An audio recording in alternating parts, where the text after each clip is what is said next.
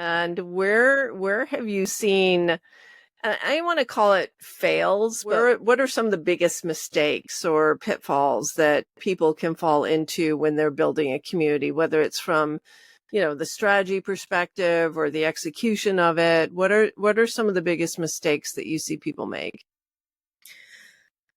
The biggest mistakes, first and foremost, and this falls in line with the number one question I get, is where should I host my community? And I always tell people you don't need to host it anywhere.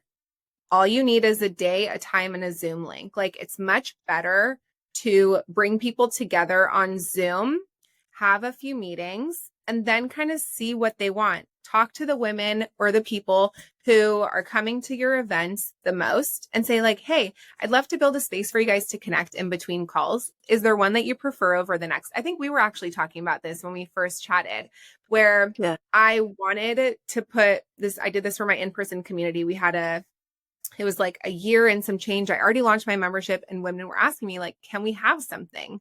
And we were meeting weekly, mind you. And I said, sure. So I sent out a form. I preferred Slack. So I put Slack, one other one like Circle or something, and then a fill in the blank. And so a lot of people chose Slack, and that's where we are now. But if I would have chosen Slack and my market research would have shown that nobody wants to be on Slack, then there would be no engagement, right? So I think that's one of the biggest things is people start a Facebook group page or they pay for Circle or they do Mighty Networks or whatever it is. And there's no engagement because nobody has a relationship up front. You want them to build a relationship with each other before putting them into a group. So that is one of the biggest mistakes. Another one is that people create this group and then they don't post, they don't connect, they don't engage. Like I was saying before, you have to get to know people. You have to tag them. You have to remind them that you have this community for them. And then two more mistakes that I really see is one, people have this idea that Instagram is their community, right? I'm building a community on Instagram. For me, when you're building a community, there has to be an aspect of bringing people together. Nobody's coming together on your Instagram page. So you can build a following on Instagram, promote your community through Instagram, take them off of Instagram and have them connect together. But that's a big mistake. Like subscription groups, just it's just you talking to a bunch of people. It's not really community.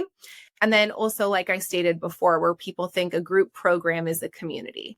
You can create a community aspect to your group program, but when you want to launch a community and it's like 12 weeks and you have, 10 women in there and you're teaching every other week, that's a group program. It's not a community. Like I said, you can build a sense of community amongst the members, but it has nothing to do with you. It's not you teaching. It's how are you cultivating community amongst the women in the room?